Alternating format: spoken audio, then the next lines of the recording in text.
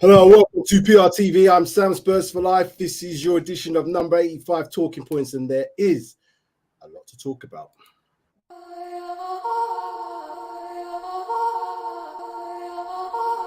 It's just different.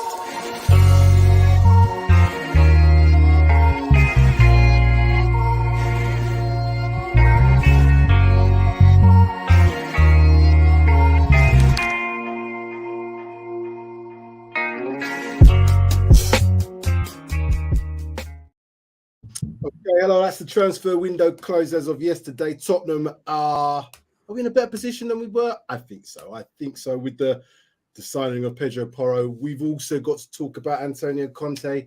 Could be out of action for 6 to 8 weeks. That's going to cause us a problem potentially. Although Stellini's there, and we've got also Mason. No, not Mason. Who have we got? Not Mason. Oh, what's his name? I'll bring him in anyway. He'll soon tell me. The Oracle himself. He's here. Mr. Hell. What's his name again? Who's not second in command, third in command? What's his name? I've no idea. Huh? I've absolutely no idea. Beyond Stellini. He was in charge for a little while in the cup final lot. Ryan Mason. That's the one. I said Mason Mount. Ryan Mason. Yeah, right. Mason Ryan Mount is not a Tottenham player. His friends. Ryan Mason. So Ryan Mason, I think he's just acquired his UEFA Pro license, which is a massive deal in any sense anyway.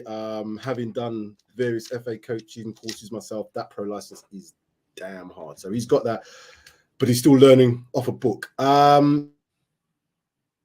We haven't been on here for a little while in terms of talking points. We've done various different shows. You've been on various different shows. We haven't had a collective since the closure of the transfer window. Obviously, after the various games that we've had as well, we haven't had a talking points to discuss the merits of what's happening at Spurs. Let's start with let's start with the positive. Let's start with the two transfers. If it's a positive, some people are still losing their minds. We ain't spent no money. These players haven't been bought. They're on loan. They're obligations to buy. Daniel Levy this. Enoch out. What's your thoughts? I think what we're going to see is that we're going to be better in the second half of the season. I think these players improve us. Certainly improve the squad. Conte will now have, when he comes back, obviously, we'll have a attacking option who looks built for the Premier League. I was lucky enough to get a first-hand glance of Danjuma on Saturday at Preston. He looked lively. He was pressing. He's quite well built. He's everything that Brian Hill wasn't. And sad that I am to see our young Spaniard return again to Spain. It's I think we've replaced him. I was hoping that there might be some more departures because I don't know how the Champions League squad's going to look. But yeah, I think I'm quite happy with the acquisitions. We've got two important targets, I would suggest. The FA Cup and the top four. The FA Cup might be slightly easier because the Premiership teams are falling by the wayside, but the top four is going to be a bit more difficult. There are more teams definitely involved at this time. Yeah, let me give my thoughts on the transfer. So Arnold Danjuma, do the obvious thing, go on the Brazil scout, have a look and see what his stats are like, blah, blah, blah. Again, my thoughts on the stats. It's not always a thing that's going to give you, that player is going to be fantastic, brilliant. You do the eye test, you have a look. And even that doesn't tell you whether this player is going to transition into Spurs, because we've seen that before with a number of players, Steven Bergwijn, Endon Belly-Lascelles. So we could go on for a little while on that. However, from what I saw in terms of what you said against Preston, I saw things that I want to see from a player who's just come into the side as a front player, making runs, trying to make runs beyond, not coming to the ball, collecting the ball like what Son has been doing recently, whereas Son's game used to be trying to stretch. Obviously, they know that the game of Harry Kane to drop into the midfield to play the ball to Son. Everybody's kind of clocked onto that. So they have been trying to be a little bit clever. Son's not been on form as well, so that doesn't help. Harry Kane's been carrying the can. Now, this Dan Juma, for me, he's going to give more because of the fact he can stretch defenses. So if he starts from the left, which is what he does for the Netherlands, and he had been doing so at Villarreal, I think he's got so much ability in terms of his feet that's going to cause defenses problem. I said to myself earlier, he's like Lucas Moura on crack. He's definitely a lot better than Lucas Moura. He doesn't trap cement. He traps the ball better than Lucas Moura, and I think he's got a lot more about him in terms of a goal threat. Good signing. Moving on to Pedro. What's your thoughts on Pedro? Because I think that for me could be, and we also talk about SUBSRCRIBE as well. I think the Pedro signing could actually be a real game changer in terms of our attacking threat down that right-hand side, and it will make a massive difference. We've seen the likes of some teams like Arsenal can attack down one side with Saka and all the rest of that sort of side, so you can be lopsided. We just haven't got a side, no left, no right. If we can get him working on that right-hand side, I think it could be dynamite, because some of the crossing and the ability to get past players is phenomenal just from the glimpses. But did you see the game when he played against us? Sporting Lisbon versus Scotland, that was the 1-1 game. He ripped us a new one. Do you think this is going to be a game changer in terms of our attacking threat going forward now? Well, he's certainly the closest we've got to a Conte wingback. He's not got a, he's got a bit of pace. He's got assists all over the place. He can score. I think it is a potential to be a game changer. My difficulty is that, he's not got Premier League experience.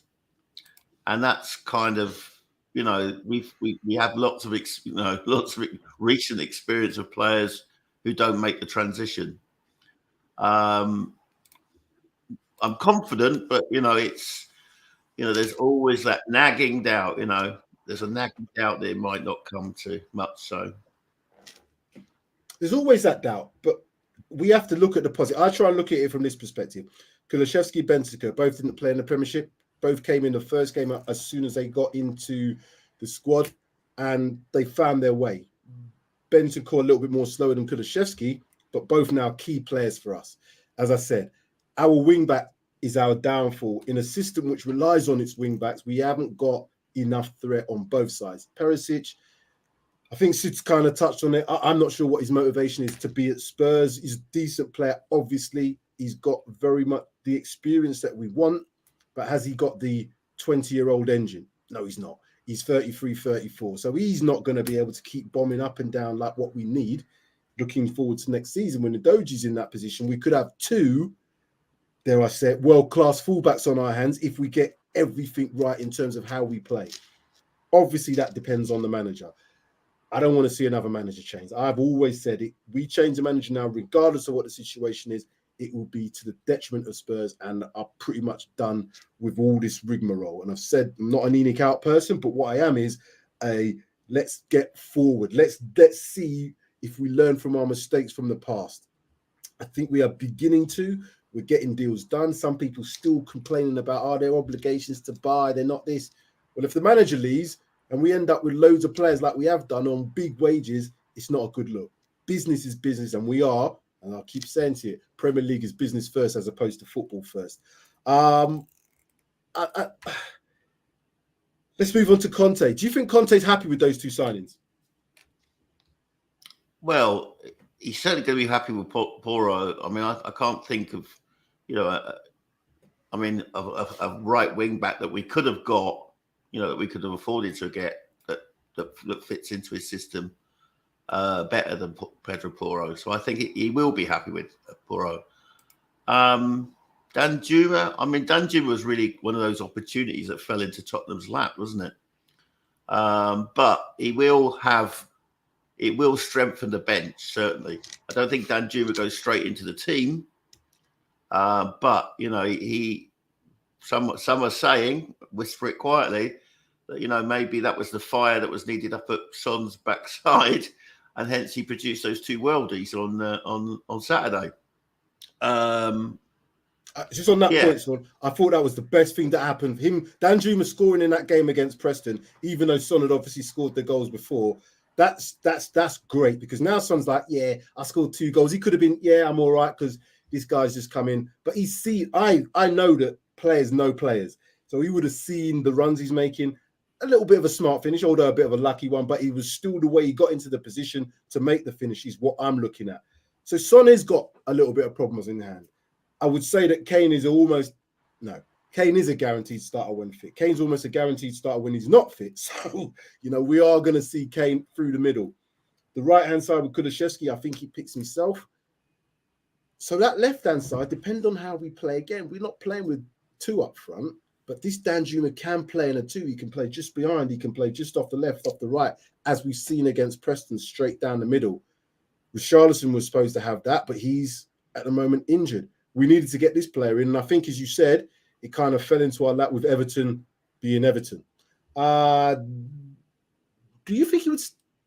Okay, no. You've already said that he's not likely to start, but whose place is he more likely to take, if anybody's, at this moment in time?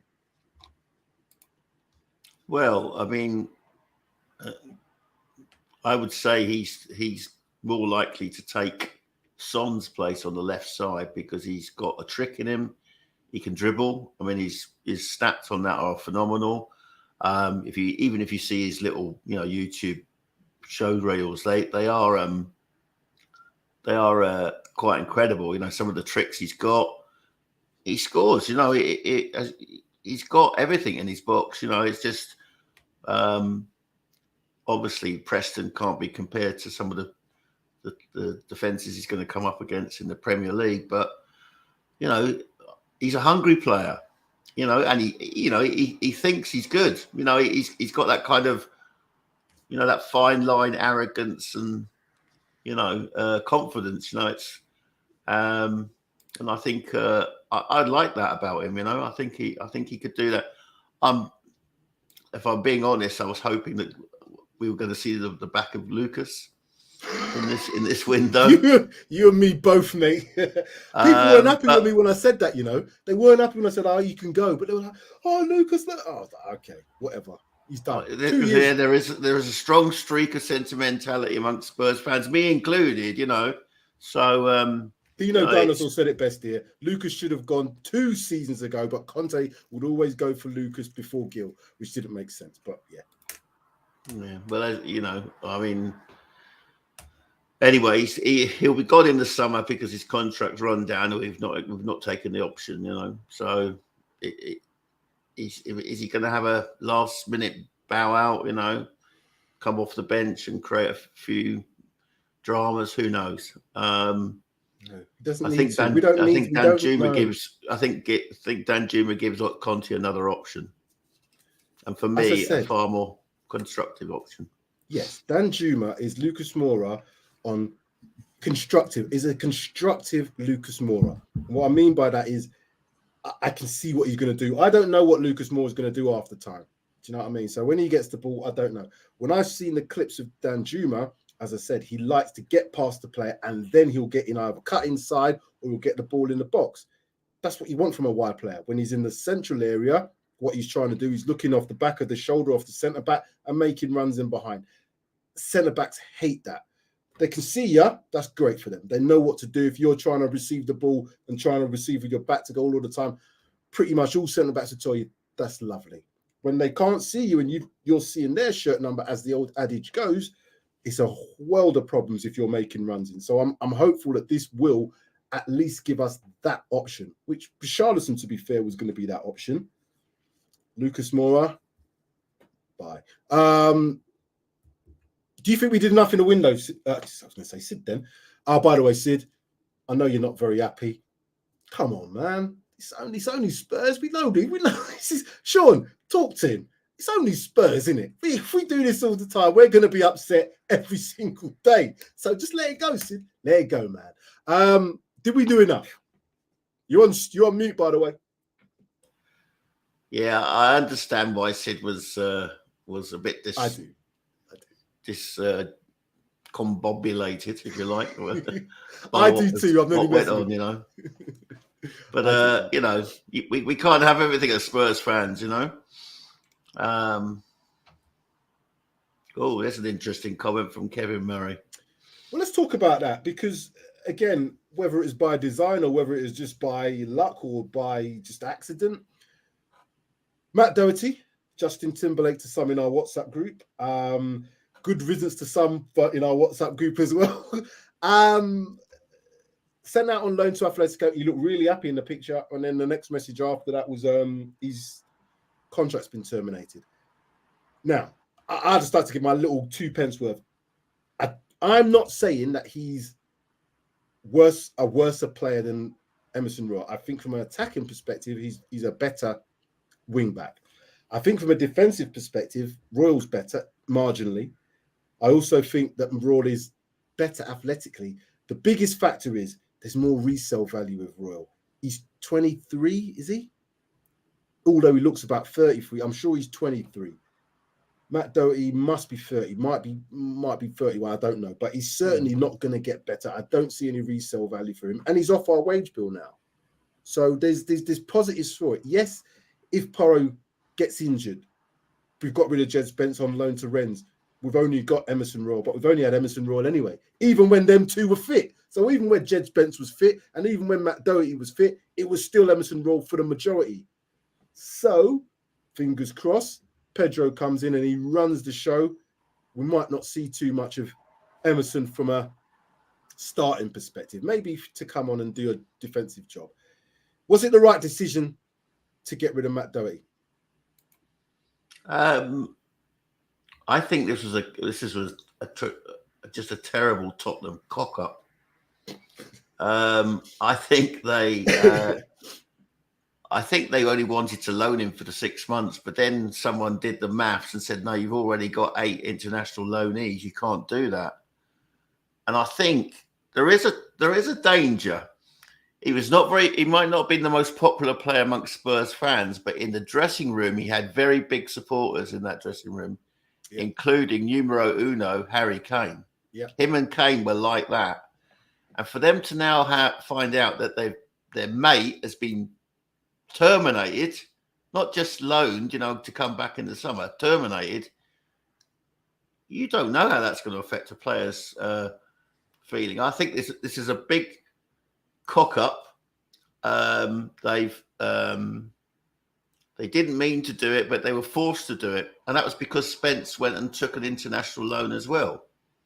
I could understand why Spence has done that. He's gonna get virtually the run of the team for the next 2 to 3 months because the player that he was going to understudy is injured and is out long term. Rennes have got a very good reputation of developing good players. Rodon's doing very well out there. They beat PSG recently, and Rodon was a star man. So it's a good academy. Sure. Sorry, quick. Is he still on loan, Rodon? Is he gone? Yeah, Rodon's on loan. Yeah, interesting. That's a good. So that in terms of a kind of connection, something to a bit of continuity, going to Rennes, that's a good move for Jed Spence. And obviously, from that Tottenham perspective, having him there and Joe Rodon. I always like to call him Joe Rogan. It's not Joe Rogan. It's Rodon. Yeah. Sorry. Yeah, sorry. I interrupted you. But yeah, so I think now I'm not sure financially because he had 18 months to go on his contract, Doherty. So that's an awful lot of money. He's only signed for 6 months. So who knows what happens in the summer when he becomes a free agent. He may do enough to convince Simeone that he wants to stay.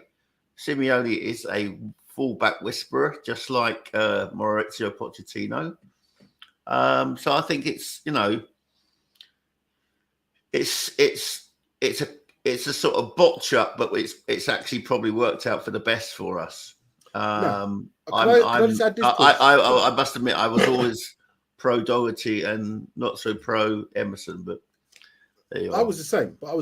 Do you think though this is I don't know how this could work out, and it probably just me just making up fairy tales here, but do you think there's a chance because he will be a free agent in the summer, we could actually sign him back as a free agent and depending on what happens in the summer, if they wanted to do that, I don't see that happening because of the age of the players that we've got in his place, i.e. Spence and Emerson Royal, and with Deji coming in, that's a whole set of youngsters there, 19, 20, 21 up to about 23. But is there a potential he could come back into Spurs? Because he looked very happy in that picture. And I agree with you. He was very much liked in the dressing room. Harry Kane, best mate. Eric Dyer, they all went and played golf together. They did all that sort of stuff. So, again, but we can't be sentimental in football. This happened to a load of players. Players have their best mates go. I've seen, managers go when Mourinho left, it was Inter, and the players are breaking down almost like distraught. So it happens. You can have very, very close connections, but you have to get on with it. They're being paid a lot of money to do a professional job. So whether they're best mates or not, he's got to get on with it. But yeah, what's your thoughts about a re-signing in the summertime for Doherty? No, I don't think it's going to happen, but he is certainly entitled to a year's worth of money. And as someone has put in the comments there, I think it was Dino who said, this has cost us a lot of money.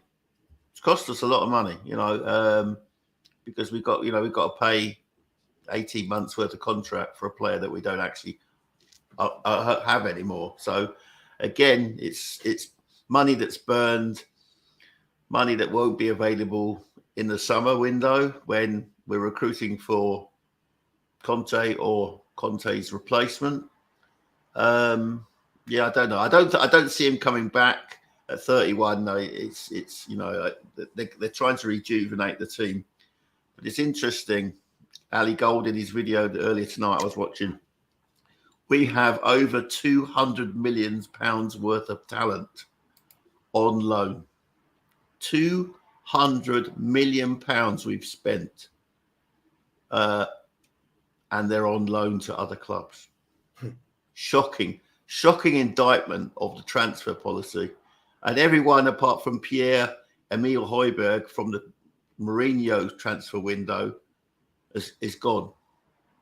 I keep saying the mistakes in the transfer is what has killed it. It's not the fact that a lot of people keep saying we're not spending the money. We're not spending the money. If you compare us to Chelsea, Manchester United, Manchester City, yeah, we don't spend the money like that. But we cannot say we haven't bought players of significant value. You cannot say we haven't brought in players to what managers actually want. Not all of them. Don't get me wrong. Not every single player came in for Jose. We can forget the Nuno saga. Poch towards the end, obviously, but Poch was a different kind of manager in terms of the Mourinho stroke Conte.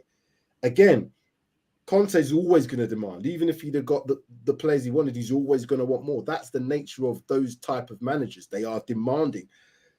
Pep Guardiola doesn't just stand still. Look what he's done. He's got rid of João Cancelo to Bayern Munich because he's had a fallout, supposedly.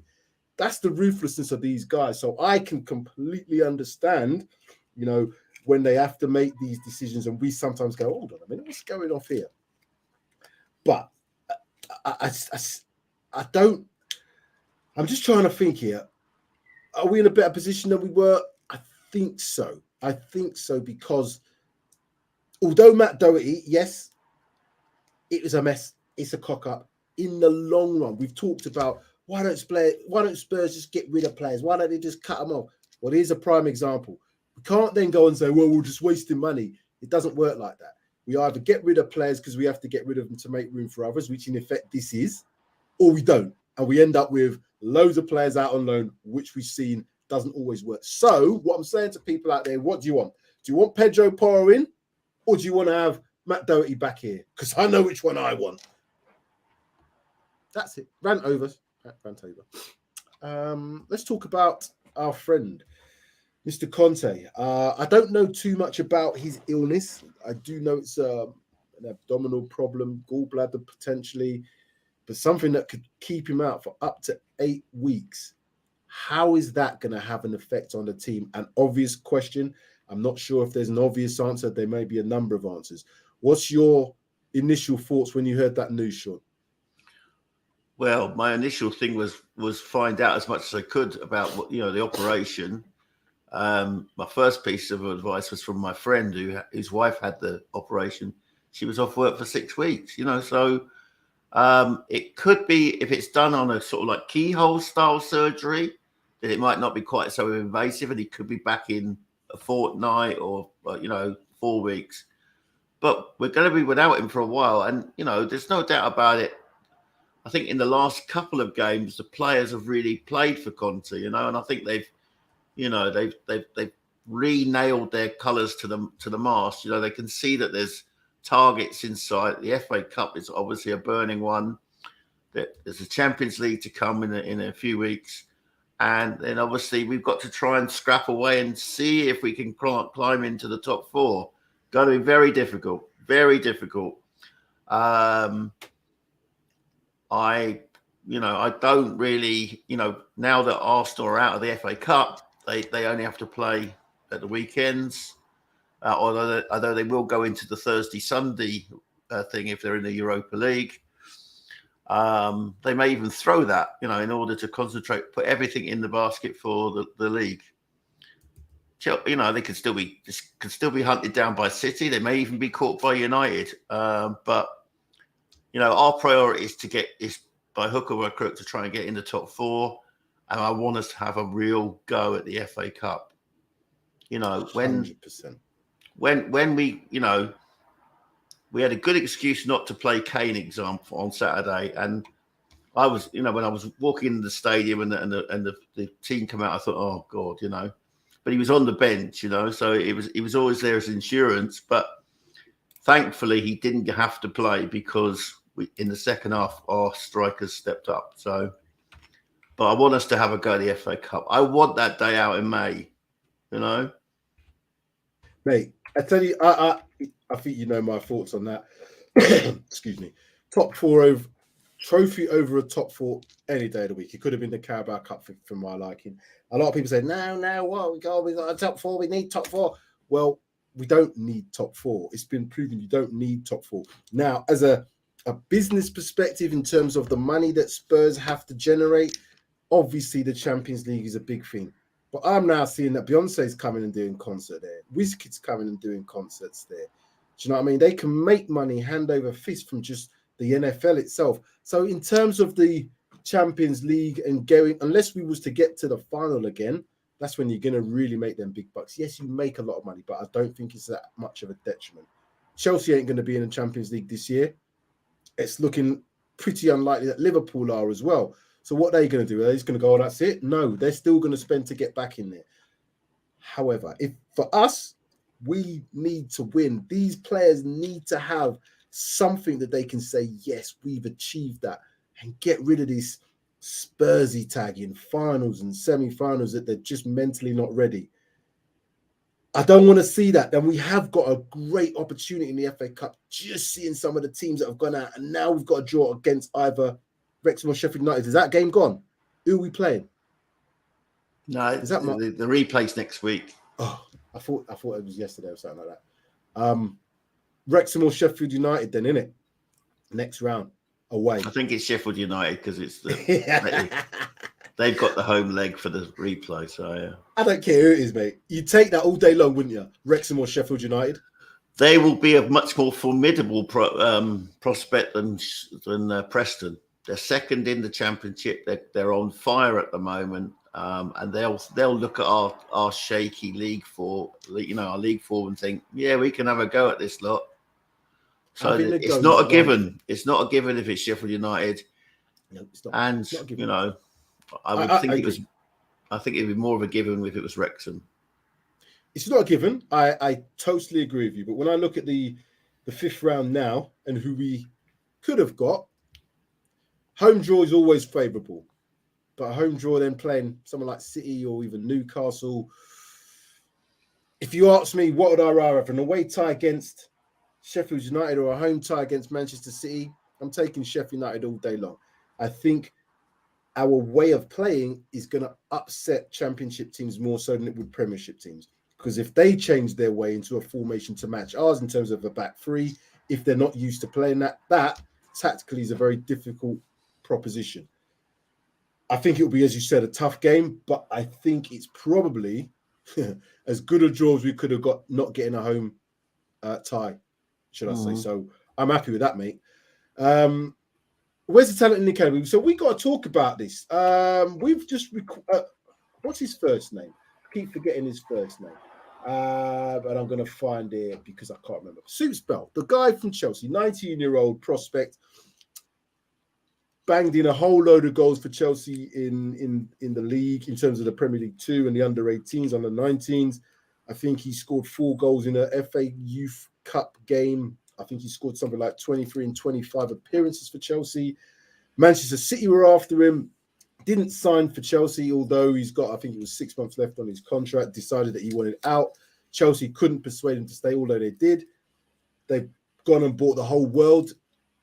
And he's probably thinking to himself, I can't see a pathway here. Manchester City offered him a contract. But again, maybe he didn't see a pathway there for getting in the first team, as they've got a 22-year-old Haaland.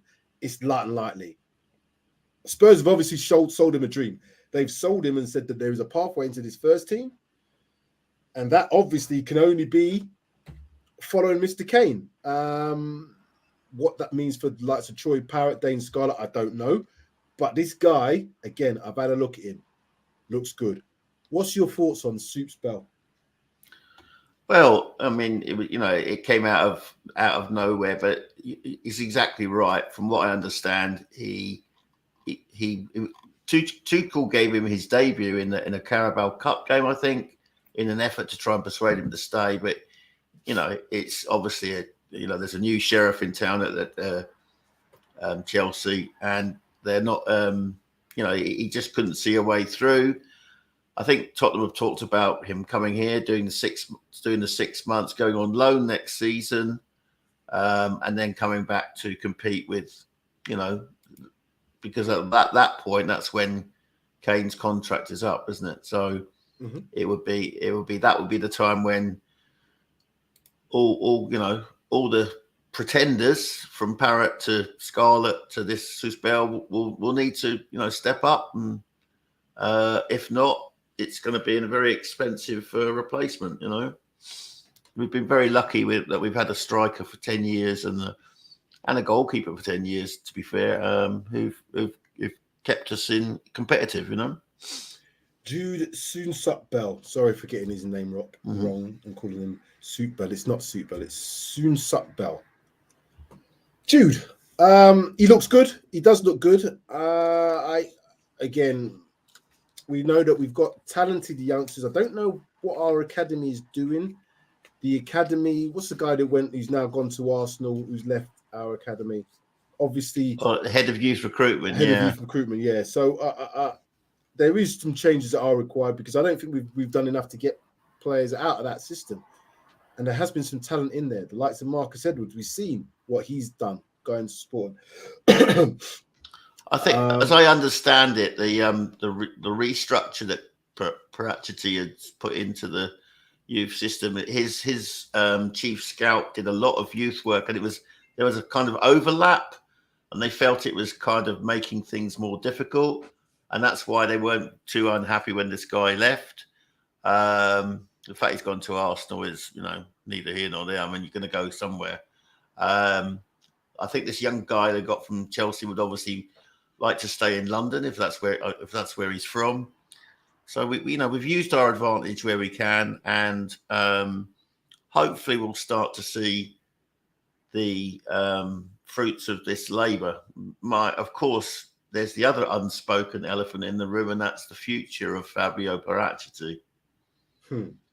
Yeah, I think what we need to do on that one is I certainly need to get some more information together, and we do a proper show on that one, because I think that needs a whole talking point almost on its own, really, to kind of get into that, because that could be, as I said, that there is a potential for that to really spiral into something that we don't really want to see at Spurs.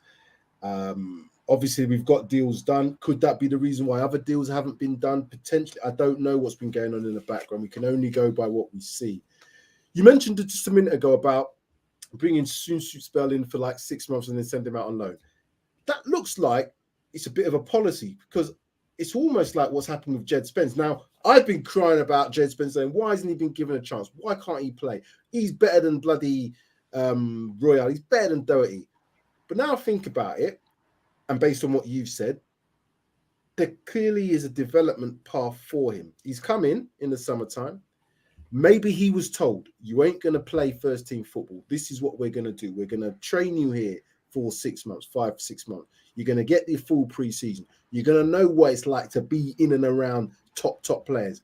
And then we're going to send you out on loan to somewhere like Rennes. And then you're going to come back. Go on. Remember, he didn't get the full preseason, though, because that was a deal that made Pedro Porro's look like a look like a breeze. You know what I mean?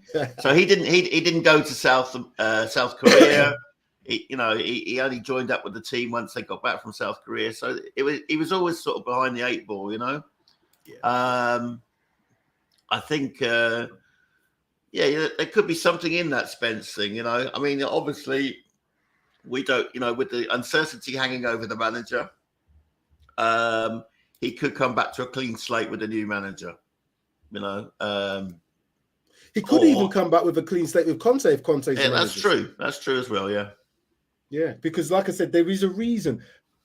As much as we might, and as fans, we don't always like what our managers, our board, our players do. But we're not on the inside. And as I keep saying it to people, there is got to be some reason. I can't just. There is stubborn. Yeah, no. I'll take that back. There are stubbornness within the top managers. We've seen that with the likes of Pep Guardiola with the Cancelo thing. That's wild. That's wild that they couldn't make that up, whatever it was, they couldn't sort out, because that could be a real game changer, particularly for the Champions League. It's interesting because I saw a video clip online somewhere. I can't remember where I saw it, with Rio Ferdinand talking to Pep. And he said, how do you repeat what you've done season after season after season? And he says, you can't do it with the same players. You cannot do it with the same. You have to change the players. So this is just the churn that happens under Pep, and he finds solutions. You know, he's got that young kid playing right back now, who's sort of displaced Walker. He seems comfortable in the way that they're playing. They've now got their focus on chasing down the current leaders. And, they've got plenty of experience of doing that after all, haven't they? I mean, a number of times they've chased down Liverpool, other clubs before. So, yeah, I think, it is about a churn, and this is something we don't do. This is another failing of Levy, holds on to players for too long. I believe we were offered 40 million or something for Lucas after the Champions League year, the final year, and he just held on to him. He should have. That's the time to sell him and get and freshen the squad. I would take 45. I'd take 45 lira. I'll take 45 Jamaican dollars. I'll take anything for Lucas Moore just to see. Thanks for the memories. Not being funny, but I don't know what he brings to us now. We've got young players in need opportunities. I was just thinking of something before you said, I can't remember. All right, yeah, this is it. Was it Cheveo? Welcome. Not seen you before. Welcome to Paxton Road. Make sure you hit that like button and also subscribe to the channel. That goes for everybody who's new to this channel. And if you're not new, hit the like button anyway. My question is, has the whole club's mentality changed to a winning one? No, it hasn't. The manager has a winning mentality, but it has not quite been able to get this into the players. And the reason I say that is because we haven't seen enough evidence of that in the games that really matter. Yes, we've come back from being 2-0 down and beat the likes of Bournemouth. Yes, we've seen us, be 2-0 down and come back and draw games. But when you're 2-0 up against Manchester City away, that's where winning mentality shows me if you got it or not. We ain't got it because we just make mistakes, and that's not what we need. You need to be able to play a game where one mistake is going to cost us. The goalkeeper needs to be able to play under the pressure where one mistake, he knows that he only has to make one save and it has to be a worldie. Your forward gets one chance, he scores. Do you know what I mean? Your midfielder has to make that. We've got to get into that where we see that, and we can only tell when them big games and semi-finals or finals. So we'll see. If we win something this season, Cheveo, then I'll agree with you. But at the moment, no. What's your thoughts? No, the winning mentality comes with the gold medal on the ribbon in their hands. I mean, that's where it comes, because if you ask the 81 team, who won the FA Cup in 81, they said winning that first trophy is the one that creates the winning mentality, and that's the one that meant that they went for it again the following year, and then they went for the Europa League as it's become 2 years later. So I think it's winning mentality comes with actually winning, and at the minute we haven't done that. There's my friend Juice. So 10 bob. Why are you getting it? Juice is giving you grief about your lighting. He's now selling it to you for 10 bob. What's going on, Juice? What's going on? This guy, anyway, he's been banned. Juice That's why just does his it. name is. It's all love. It's all love from me and Juice. I know it is, but he's now banned from Twitter. You're getting some reputation, Mr. Hell. What's going on? Do you want to tell the viewers, or are we not talking about Yeah, it? I woke up the other morning to find out that my Twitter account had been permanently suspended. And it wouldn't let me. Appeal. Eventually, I did get to appeal in the evening, and I'm awaiting a response. So, I've been deprived of Twitter, which has actually been quite zen. I felt quite bad. I don't have to listen to Tottenham Twitter, which is just about the most negative piece of thing going, It's horrible. Because once you said it on Twitter, you can't get rid of it. You've said it. When you went down the pub, you said something and it was all forgotten. Yeah, I agree. It's a toxic place. When things are not right in the Spurs community, and I'll say this about our fan base, we are so divisive. You'd think we all support different teams.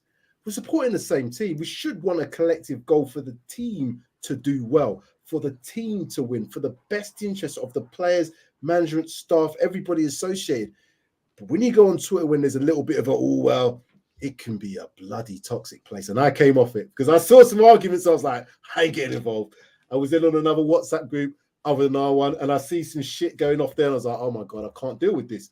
Why are we doing this? Why are we just doing this to ourselves? Look at some of the other shit that's going on in other clubs. Why do we have to pick at ourselves so much? Gary Neville was spot on in that Monday night. 5th in the league. R16 of the Champions League. We're now 5th round of the FA Cup. We've only lost in the bloody Carabao Cup. And we've now got a situation where we're only halfway through the season, 20 games or 21 games played, knowing what we did last season in terms of our I guess, fitness towards the end. I just think maybe we've just gone a little bit too far. I know.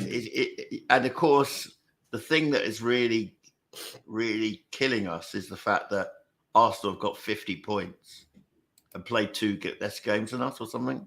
Mm-hmm. So that's killing. That's as a diehard, Spurs fan from back in the day. It is sore. I mean, it was very sore to be at that North London derby the other week, I have to say. Horrible. But to be fair, Arsenal have done it the right way. They've done it the right way. They've built their team. They've got a method of playing that has got them where they currently deserve to be. Yeah. Doesn't mean that I think they're going to finish there. I think the injuries are starting to mount up, and Jorginho strikes me as a bit of a panic buy. This quote here from Harry Woodland. Welcome again, another person that not seeing you too often. So make sure you subscribe to this channel. We've got some changes coming up. We are PRTv, PRTv. You'll see. Just follow the stream. You'll know what's going on. The quote you said, Harry. Do you think we need more experienced players, stroke winners such as Thiago Silva or Casemiro type of players? Right. There's a couple of points about that. It does depend on the manager. If you've got an experienced manager, I think those type of players can work really well. You've seen what's happened with the likes of Ten Hag when he's brought in Casemiro, when he's brought in, again, the same sort of thing when it was Tuchel, when he had Thiago and all of it. I'm not so sure with inexperienced managers and younger managers whether that necessarily works. It can, but it's more difficult. I look at Arteta as an example. Sorry for using Arteta. When he had all those experienced players in there, it wasn't working. What he wanted was players that looked up to him, young players that would run through brick walls for him. He's got that, but he's also got talent. So my point is you get talented players that want to play, that a manager can motivate to play. Doesn't matter if they're Thiago Silva or they're just like a Jude Bellingham. You can see the difference in that age-wise, but talent-wise, you can see the difference in that. You know what I mean? So it all depends on what the manager can get out of the talent available to him. Does experience help in major situations? Of course it does. This is why it might be Arsenal's Achilles heel that they don't get over the line, and I hope it is because of that fact that they haven't done it with some of those players at Arsenal. But it's football. Anything happens. Anything goes. Anything can happen, and surely will. And that's the point. Anything can happen. But it was a really good comment that you raised there, Harry. Sod Twitter, waste of time, says Kevin. Some days it's like that. David, our fave, but we've lost too many important games at home, which points we can't get back. Yes, you're right in that, but we've got a lot of points ahead of us. And you've also got to look again, sorry. You've also got to look at the fact that if we put a run together of 4 or 5 games on the bounce, I'm talking about wins here, not just a win, a draw, a win, a win, a draw. 4 or 5 wins, that will really see a massive difference in this top 4 chase. And I think Newcastle, they might have a bit of a wobble. I think Man United, they could have a wobble at any time. Eriksen being out is going to have a major impact on them. Although saying that, did they get that Sabitzer over the line? They did, yeah. They get him over the line, yeah. He's on a loan to the end of the season. Not sure if he'll hit the ground running. If he does, that's a good signing for them, but we'll see. We'll see. I just want to finally end with this review. Do you think we've done enough in this transfer window to make a difference to where we are now? Will these transfers that we've got and the players getting back into form, and let's say all the injuries that we've got currently, and we all get everything, does that mean that we should be, I'd hate to use the word favourites for top 4, but does that make us in a stronger position to get that top 4? I'm still holding on to the fact that we mathematically can still win the league. But anyway, what's your thoughts, Sean? I think we're slightly stronger. As you say, that Newcastle are in uncharted territory for a long time. They may well become preoccupied with the Carabao Cup or something like that. And if they lose the Carabao Cup, which is possible as well, you know, it could have an impact on their league form. United, yeah, Eriksen's a big injury, but I think they probably got coverage for him with Sabitzer and even with their current squad. I think that was a very wise acquisition, to be fair.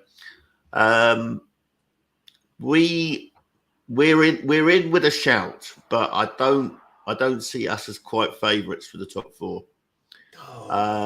We would need, certainly it would be good to get points on Sunday, but it's the games after that when we're playing West Ham and we're playing Chelsea, and those are the games that we have to win. We have to win the way they go. We've got a run of games which are teams lower down in the division. No, we need to be picking up the points there. And if we, as you say, if we got 4 or 5 games, I mean, there are little slight disadvantages, aren't there? Our manager's not available for a few weeks. There's a cloud over the director of football, so there's a cloud over the future of the manager anyway. Even if he does recover from this operation, Can I just add something? Harmony, has it been affected by this stitching of Doherty? I don't know. Let me add this little bit, because then you can follow on. Because usually the number 2 is like a good cop, bad cop thing. So you've got Conte, who's probably the bad cop, and you've got Gleam, who goes around and softly talks to the players. If that's his character and that's his role in being a number 2, it could be a good thing, because we've seen when number 2s come in and they're interim managers because they haven't got another manager, the players kind of respond to that. Now, in training, they're all about patterns of play. So I don't anticipate any problems with the way they're playing. The problem is changing. Dynamic changes in game, tactical changes in game, substitutions. A player gets injured, you wasn't expecting that. What would I do now? Is he going to be able to on the phone to Conte? No, he's not. So he's going to have to make them decisions himself. But to a degree, the players will feel we've got to do something for him, for Conte, and for ourselves. So I expect them to have a little bit more freedom with Conte not on the sideline, but Stellini being that maybe good cop, encouraging them more and maybe playing off the cuff a little bit more, which I think we need to do. Definitely need to do. Yeah, I mean, there are imponderables, aren't there? I mean, I think the acquisitions that we got are good. Conte's got more choice on the bench. We've got definite targets. You know, my priority would be the FA Cup all day. But you know, I know up the stairs they want the top 4 as well. You know, so let's just go for it. You know, and let's back our team. We've played a few more games than everyone else. It's just another kind of, you know, behind the 8 ball moment as well. You know, we've played 21 and everyone else has just done the 19. You know, so it's as I say, Juice Nuts has done the research for us. We've got a 30% chance. Well, Conte said he only needs a 1% chance and he'll go for it. So let's see what we can do. If we can have a spring like we had in 2022, nothing's beyond us. Nothing's beyond us. Juice, how did you work out that 30%, if you don't mind me asking? If you give me some information, how you got to 30%? Oh, you can get it on bookmakers. Okay, so that's what the bookmakers are saying. Okay, well, you don't see a poor bookmaker, do you? That's very true. That is very true. But bookmakers have been known to get it wrong. I will also add that. I think we've got a better than 30% chance because you know what? I also look at the managers. I look at Conte. Yes, he's been in the Premiership. He's now in a good amount of time, but yes, he's not going to be here for potentially up to 6 weeks. But the players have got to be motivated to achieve. This is what my point is about the whole thing. It's not just down to the manager. It's not just down. The manager cannot legislate for Lloris throwing the ball in the back of the net. The manager cannot legislate for Dyer miskicking it or trying to head it and them scoring a goal off the back of it. Those sort of things, it's not down to the manager. Is it the manager's fault for picking that player? Potentially. But when you put out a side, you don't expect that to happen. Mr. Caswell Andrew. Is it Andrew Caswell or Caswell Andrew? I'm assuming it's Caswell Andrew, but that's a name that you can use for both. I like that. And I like that, the flat cap. Conte's not getting anywhere. No way Levy would give in to Sporting. He would walk away. We are just 2 centre-backs away. Then it's big signing every window. That's what I like to hear. Positivity. Choose nuts. Just plucked it out. I backed you, Jews, and you just dobbed yourself in. God's sake. I was thinking to myself, how did he get 30%? What was that all about? No, well done, I'm sure you can get the odds online somewhere. Yeah, well, I would like to see what the top 4 odds are, because I think we'd probably be. I even think we'd have better odds for top 4 than Newcastle. That might just be me being fanciful. I ain't checked them, so I don't know. But I just look at the team that's gone 15 Premier League games unbeaten. I'm just saying, Sean. I'm not saying there's any fact about it, but I'm just saying to myself, in my heart, I'm trying to think Eddie Howe and Newcastle, Antonio Conte and Spurs. Do you know what I mean? It just feels like we should, in theory, because of where we've been and what we can do towards the end of the season. I just think we should be favourites if it was just us against them. Throw Man United into the mix. You know what I mean? And it's not, and Manchester City, even put Manchester City in there. They're not that many points ahead of us. Arsenal, they're not going to drop out of the top 4. So they're in there. So we've got 3 places to play for. And Man City, there's 2 places to play for if you think of it like that. And 3 teams, I reckon. If they don't finish first. Oh. I trust you've seen Expressions and his brother on their latest video. I haven't watched it. I'm going to have to go and watch it to see what's going on. Go and watch that. It's an absolute tonic, I tell you. Tonic. I bet Rance must be on some different smoke now, because he was so hard on Man United, but now he must be loving life. Oh, God, yeah. He's in a happy place, and he's back in his, setting flames under Arsenal fans. It's great. The reason I put Newcastle above us is because their defence is watertight, so they only need 1 goal to win a game. We need 3 goals to have a chance to win a game. What I would say to that, David, is football changes very quickly. 1 injury, 1 sending off, a suspension, blah, blah, blah. It changes everything. So, yes, at this moment in time, I agree with you. 1 game, they could get spanked 3 or 4. That then can roll on. So, football changes very quickly. You just got to be in a position to take advantage of when teams make those mistakes. And they will. Remember, they beat us at our place. Howe and Newcastle beat Conte and Spurs. So we've got to go to their place. Very important. And that's a tough place to go to, is that I've been to St. James's Park a few times. And even when they weren't doing any good under the Mike Ashley and the crowd wanted him out, they still supported. This is the thing. They still supported their team every single week. There was always 50-odd thousand in there. Now I think they're probably just queuing up around the block to get tickets for that place. Newcastle, super tight defence and plenty of time wasting. That's true. Thank you for lovely messages. My surgery's gone well and I'm ready for feeling better. Conte wrote, now it's time to recover. I can't wait to get back on the field with this team. So he's compos mentis. He's able to chat, which I did think he would be. I'm not saying he was going to be in a coma or anything like that, people. But what I'm saying is he can correspond and communicate with Stellini. And I know that they'll have all the planning done. Technology is as good as it is. There's no problems in that. So again, it's only about decisions on the day that Stellini has to make. But there'll be scenarios. There'll be, I hope there is. That's what I would say. Scenario one. Anyway, that's more coaching. Harry Woodland again. Doesn't matter if Arsenal win the league. It does matter. It bloody well does matter. It doesn't matter if Arsenal win the league because we'll. Oh yeah, okay. Because we'll win the Champions League. If that was be the case, then Harry, yeah, I'll take that. I'll take that. Newcastle only beat us because of Lucas Moore. Sorry, Lucas Moore because of Lloris. Arsenal only beat us because of Lloris too. Awful game. True.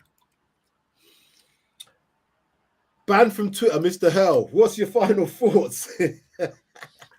Well, you know, let's as a United fan base, let's get behind Antonio.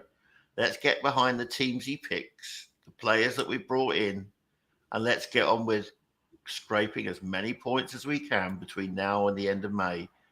Let's try and win the FA Cup.